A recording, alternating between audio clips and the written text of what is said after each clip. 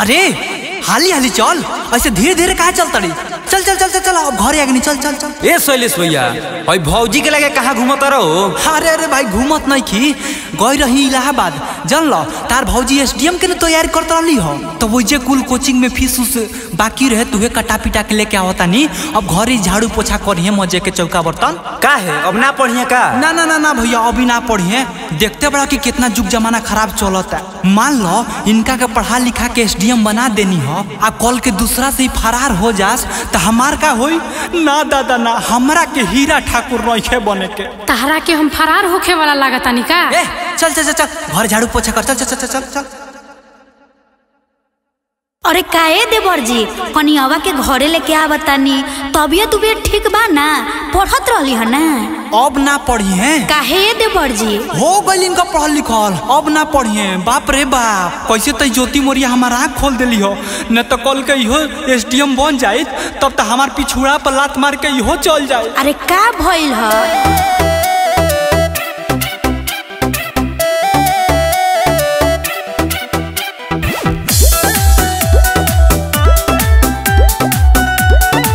Music by उज्जवल कुमार।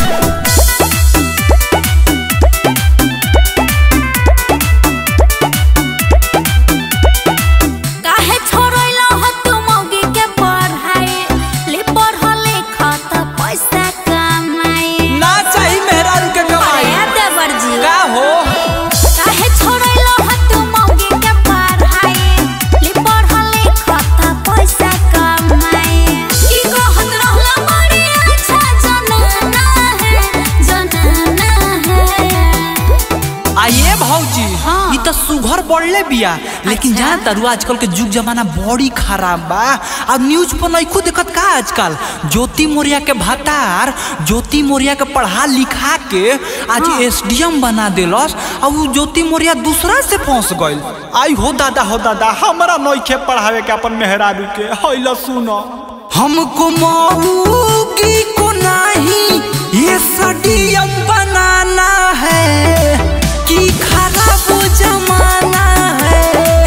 इसको घर ही में खाली झाड़ू पोछा लगाना है कि खराब जमाना है। अच्छा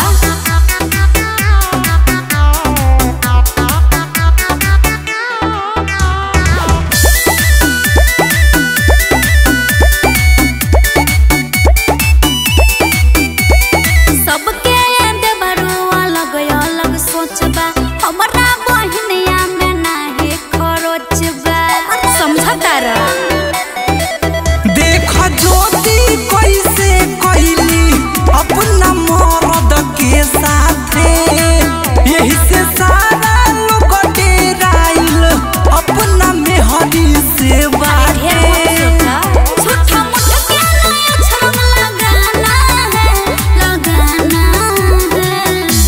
अरे देवर जी झूठ मूठ के हमरा बहन पछरंग मत लगाबा, चुपचाप छोड़ के इलाहाबाद आब जहाँ पढ़ाई करत रहली है। ना ना ना ना ना, सब छोड़वा देनी पढ़ाई लिखाई। काहे? हो गई इनकर पढ़ल लिखल, अब ना पढ़िए। सुनो, हमको मौगी को नहीं एसडीएम बनाना है कि खराब जमाना है। इसको घर ही में खाली झाड़ू पोछा लगाना है कि खराब जमाना है।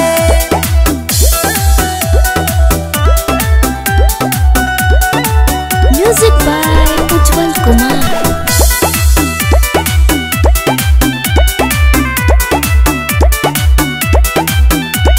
झूठो के मरद के बात हर मछ हो, जननी नायत ना तू बारा डर पोक हो। का डरपोक बनी? ताउर का हमरा ना चाहिए भौजी अपना मौगी के कमाई। भले नून रोटी खा के हम जिंदगी बिताई। साइल सबको नहीं नर्वसाना है, नर्वसाना है। आई हो दादा जब से न्यूज देखले बानी हमार हड्डी हिल गइल बा ये भौजी। हाँ हाँ। हमरा से बर्दाश्त ना होई भौजी, जब कोनो दूसरा से फंस अरे जाई कुछो ना होई। हम तो जीते जी मर जाई भौजी। अरे काहे गंदा सोचला है देवर जी? गंदा सोचतानी आए हमको मौकी को नहीं ये सडियम बनाना है कि